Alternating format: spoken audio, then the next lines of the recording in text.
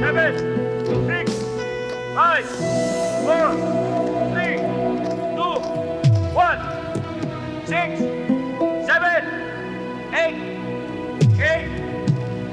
7, 6. Pwede ba? Kumain ka na lang. Ibabasabi mga baril! Ano? Papatayin ko to! Atras! Atras pa! Okay na. Sige. Sakay!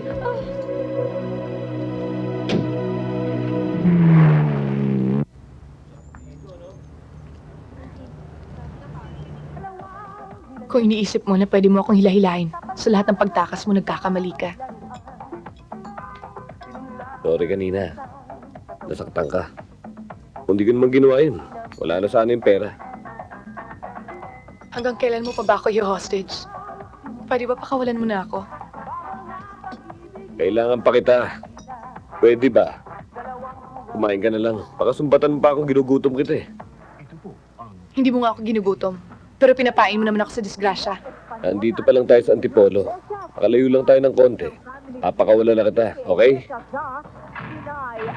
Dalawang hold-upper, isang bank auditor at isa pong security guard ang napatay sa bank hold-up sa Quezon City kaninang umaga. 20 milyong piso ang itinatayang natangay ng mga hold-upper. Isa sa mga nagresponding pulis ang nasugatan nang nakipagputukan sa mga hold-upper.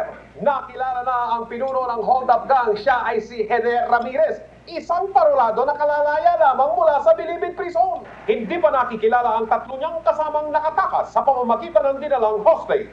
Pero ayon po kay Lorenzo Villaroman, manager ng na-hold up na bangko, malamang kasabwat na mga hold-upper ang hinostage na bank employee na nakilalang si Raquel Garcia. Kasalukuyang pinaghahanap ang 4 na hold-upper kasama ang kasabwat nilang empleyada ng bangko. Marami pang mga Bakit ako nadamay sa mga katarantaduhan ninyo? Sa pagbabalik ng sama-sama nating Huwag mag-iskandalo. saksi. Ano ako mag-iskandalo? Wanted na nga ako eh. Mami, yung mask.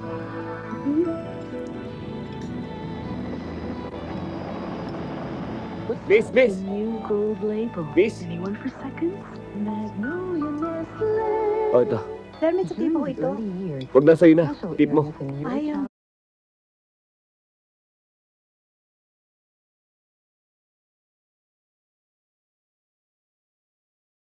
Dito. Pati tuloy kuya ko nadamay sa gulo. Teka. Baka nakalimutan mo. 2 beses na kitang lililigtas. Kung di kita binalikan kanina, di patay na kayo ng bayaw mo. Iniligtas mo nga ako pero pati naman akong hinahanap ng mga pulis dahil sa mga kaso mo.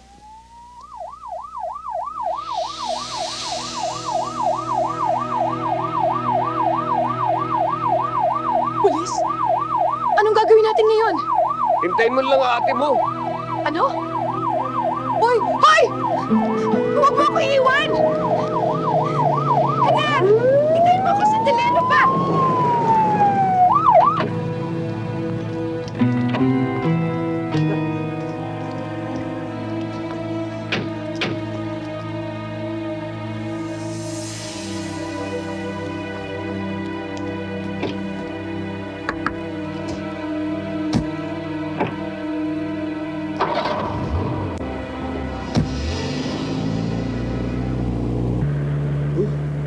Akala ko wala na akong problema eh.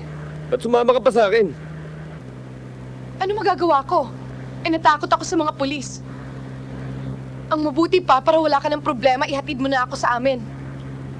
Eh, saan naman ang inyo rito?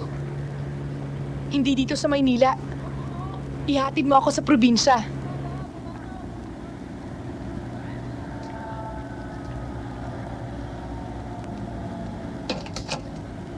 Ito. Oh.